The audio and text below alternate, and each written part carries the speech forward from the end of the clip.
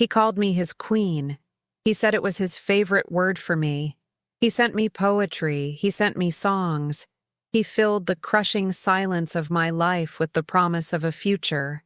He was an engineer on an oil rig, a lonely widower just like me, and I believed him. I believed him as I drained my retirement account, as I sold my husband's stocks, as I sent the last of my life savings to a bank account halfway across the world. And then he vanished. He thought he had scammed a lonely, foolish old woman. He had no idea my late husband's best friend had a son, a boy I helped raise, who was now one of the top cybersecurity investigators in the country. And he had no idea that I was about to give that boy the digital breadcrumb trail that would lead him not just to my money, but to the front door of his entire criminal network. This is the story of a man who stole a widow's fortune and a woman who was about to foreclose on his entire operation. If you believe that a woman's love is a powerful weapon, subscribe now and hit the notification bell, because you are about to see a global scam get completely and personally dismantled. Part 1. The first sign that my life was over was an email from my bank. It was a sterile, automated message, the kind you usually delete without reading. Subject: low balance alert. I frowned. That wasn't possible.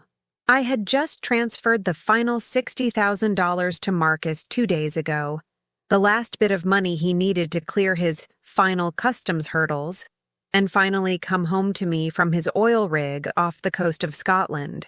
The transfer had emptied my savings account, but my main checking account, the one I used for bills, should have still had a healthy cushion. I logged into my online banking portal, a slight tremor in my hands. The low balance wasn't just low. It was $97.15. My mind refused to process it. I scrolled down the transaction history, my heart beginning to hammer against my ribs. There were the big transfers to Marcus, the ones I had made myself, but there were others. Smaller withdrawals, thousands at a time to accounts I didn't recognize. I felt a cold wave of nausea. He had more than just my heart. He had my passwords. I had given them to him in a moment of foolish, trusting intimacy so he could help me manage things while he was away. The man I had fallen in love with, the man who called me his queen, had not just taken the money I had given him. He had systematically drained every last cent from my life while I was sleeping. I stumbled away from the computer, my breath coming in ragged gasps. The silence of my cozy, book-filled Carmel home, a silence that had once been a comfort, was now a roaring, suffocating void. It had been a year since my husband, Richard, had passed. The loneliness had been a physical weight, a constant ache in my chest. Then Marcus had appeared in my life, a message on a Scrabble app of all places. He was a widower, too. He understood grief.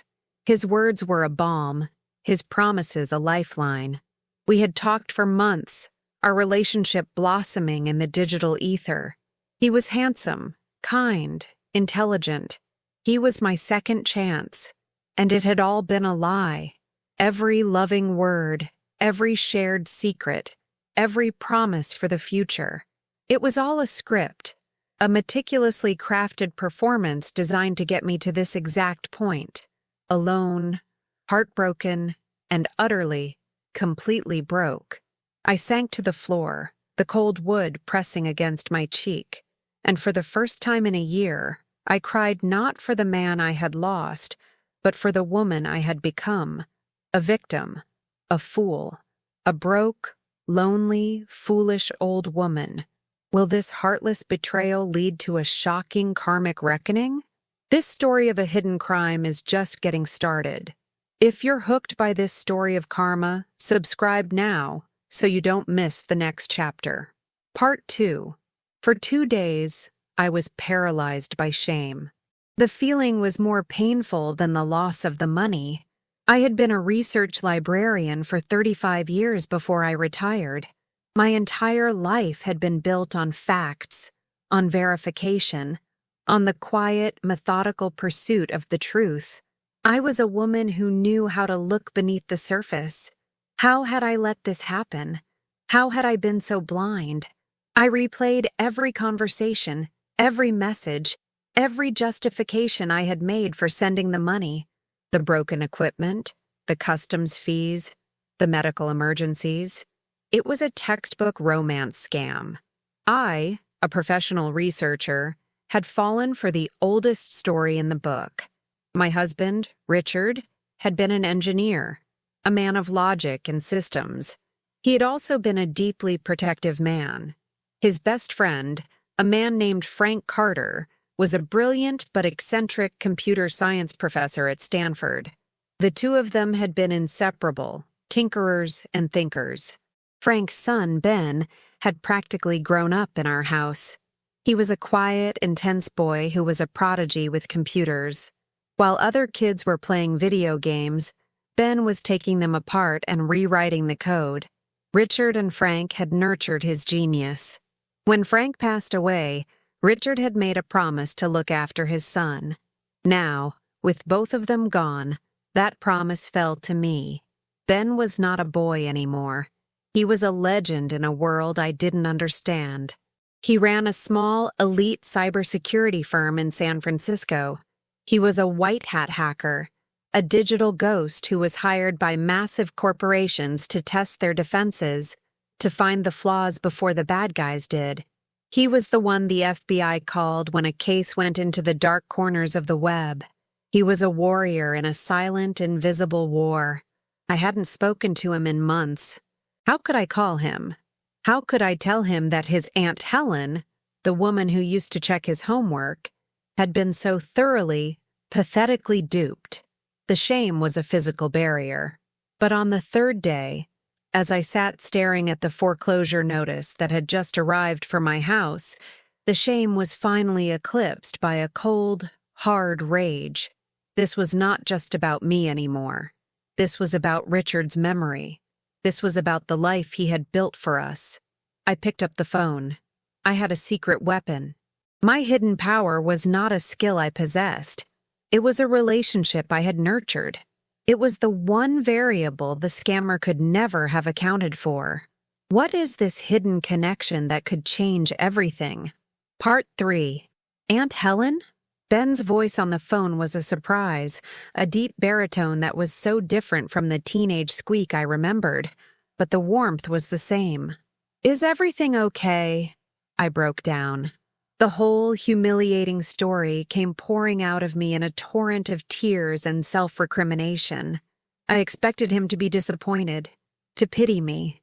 Instead, the warmth in his voice was replaced by something else, something I recognized from his father, the cold, quiet click of a brilliant mind shifting into problem-solving mode. "Okay," he said when I was finished. "Stop crying. Stop blaming yourself. You're not a victim anymore. You're a client. And you're my only client. First, I need you to do something for me. I need you to stop thinking like a victim and start thinking like a librarian. I need every piece of data you have. Every email, every chat log, every wire transfer confirmation, every fake photo he ever sent you. I don't care how small or insignificant it seems. We're not just going to get mad, Aunt Helen. We're going to build a case." His words were a splash of ice water. The conflict was no longer a personal tragedy. It was a data analysis problem. The obstacle was the anonymity of the internet, the fact that Marcus was a ghost. But I had spent my life hunting for information in dusty archives.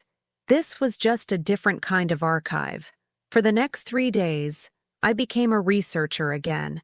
I compiled every digital breadcrumb of our relationship. I printed out every message, every photo.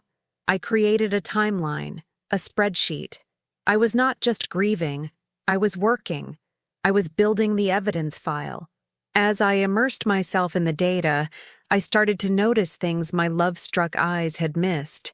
The slight inconsistencies in his stories, the way the metadata on his photos didn't quite match his locations, the recycled phrases I now recognized from online articles about romance scams. My humiliation was slowly, methodically, being replaced by a cold, professional fury. I had been sloppy. Now I would be precise. Will a secret from the past turn the tables? Part 4. The ticking clock was the money trail. Ben explained that the scammers were constantly moving the funds through a complex web of international accounts to launder it. We had a very small window to trace it before it disappeared forever. While Ben began his digital hunt, my subplot became an old-school investigation. I remembered a small, seemingly insignificant detail. In one of our late-night calls, Marcus had mentioned a specific, obscure brand of Nigerian coffee he missed, talking about the aroma of home. At the time, it had seemed like a touching, personal detail. Now, it was a clue. I started researching. I discovered the coffee was specific to a particular region in Nigeria. It was a tiny, real-world detail in a sea of digital lies. The complexity of the investigation was immense. Ben's initial tracing of the wire transfers led to a dead end, a series of dummy corporations in Eastern Europe. "They're good," he'd said, a note of grudging respect in his voice. "They're using a sophisticated layering system." But the coffee clue gave him a new direction. He started to focus his search not on the money, but on the man. He began to hunt for the digital footprint of a person in that specific region of Nigeria who had a history of this kind of activity. It was a painstaking needle-in-a-haystack search. The pressure was on. Every day that passed, my money, and the chances of catching him, were getting further away. But will the next event shock everyone? Part 5. The turning point came a week later, in the middle of the night. My phone buzzed with a text from Ben. It was a link to a Facebook profile. The name was not Marcus. The picture was not the handsome, silver-haired man from the oil rig. It was a picture of a kid, barely 20 years old, standing in front of a flashy car, a look of arrogant pride on his face. The caption read, "Another good week." In the background on a table was a bag of coffee, the specific obscure brand I had researched. "Got him," Ben's text read. "His name is Aid, and he's not the kingpin. He's a foot soldier." Ben had found him. He had cross-referenced IP addresses from the region with social media profiles that showed a sudden influx of wealth. It was brilliant, digital detective work. But the true turning point was what Ben discovered next. Aid was part of a much larger, highly organized syndicate, a Yahoo Boy crew, operating out of a call center in Lagos. They had dozens of clients like me all over the world. They were not just a few scattered scammers. They were a corporation. This changed everything. My vengeance was no longer just about getting my money back from one man. It was about taking down the entire criminal enterprise. It was about justice, not just for me, but for all the other lonely, heartbroken women they were preying on. My personal mission had become a crusade. "What's the plan?" I texted Ben back. "The plan," he replied, "is that you are going to get back in touch with Marcus. You're going to tell him you've come into some more money, a lot more. We're not just going to catch a foot soldier, Aunt Helen. We're going to use him as bait to catch the king. How will this shocking secret change their lives forever? This incredible twist has you hooked? Subscribe now for more stories of delicious karma." Part 6. The consequence of this new plan was that I had to willingly step back into the fire. I had to reopen the lines of communication with the man who had destroyed my life. It was the hardest thing I had ever done. The agents coached me. I sent a message, my hands shaking. "Marcus, my love, I have the most incredible news." I told him that an old life insurance policy of my husband's had just paid out. It was a lie, of course, but it was a plausible one. His reaction was immediate and predictable. The ghost who had vanished reappeared instantly, his messages full of loving, effusive relief. "My queen, I knew you wouldn't give up on us. He was back, the charming, manipulative predator, and I had him on my hook. The repercussion for him was that his own greed was now being used as a weapon against him. He had no idea that every word he typed was being monitored, that his every move was being watched by a team that now included Ben, me, and a discreet contact at the FBI's legal attaché office in Lagos. I was no longer the victim. I was the bait in a federal sting operation. Will they overcome this new challenge? Part 7. My growth in this phase was in my transformation from a pawn to a queen, in the truest sense. The challenge was to play the part of the loving, slightly foolish widow, all while my heart was a cold, hard knot of rage. I had to overcome the trauma, the feeling of violation, and turn it into a performance. I became a spy in my own life. The addiction specialist coached me on the psychology of the con artist, and I used it against him. I made him work for it. I feigned hesitation, fear of being hurt again. I made him spend a week reassuring me, sending more poetry, more promises. I was not just a passive bait. I was an active hunter, reeling him in, making him believe he was winning the greatest prize of his life. My transformation was in the discovery of my own, hidden strength. The quiet, gentle librarian was gone, replaced by a woman of steel. I was not just fighting for my money anymore. I was fighting for every woman he had ever targeted, for every life he had ruined. My vengeance was no longer a personal quest. It was a mission of protection. But what awaits them in the next confrontation? Part 8. The final stage of the trap was set. We were going to make him believe I was about to wire $2 million.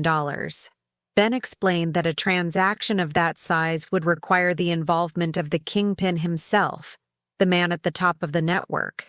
The climax would not be a single arrest, but a coordinated multinational raid.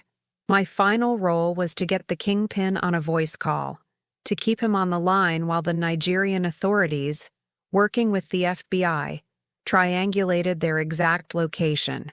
I was preparing for the most important performance of my life. The tension in my quiet Carmel home was unbearable. Ben had flown in and set up a command center in my living room. We were on a secure, open line with his contacts in D.C. and Lagos. I was the linchpin of the entire operation. My voice was the weapon that would bring down an empire. The final confrontation will reveal everything, won't it? Part 9. I just need to hear your voice, Marcus, I typed, my heart pounding. Before I send this much money, I need to know it's really you. He agreed. A moment later, a call came through on the encrypted app. My dearest Helen, a voice said. A smooth, charming voice with a slight, unidentifiable accent. It was him. Marcus, I said. My own voice, a perfect performance of a woman on the verge of happy tears. I was so scared, but I'm ready.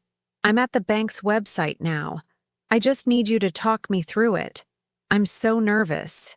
As I spoke, I could see Ben on the other side of the room, his eyes glued to his screen, a map of Lagos open, a digital signal pulsing, narrowing, focusing. The climax was a slow, agonizing, 20-minute conversation. I kept him talking. I asked him about our future, about the house we would buy, about the life we would have. He lied beautifully, a poet of deception. And all the while, I was watching Ben, who was giving me subtle hand signals. 5 minutes, 2 minutes, 1 minute. Okay, my love, I said, my voice trembling. The transfer is ready. I'm about to hit send. Do it, my queen, he whispered, his voice full of a greedy triumph. Our new life starts now. In my ear, Ben's voice was a low, urgent command.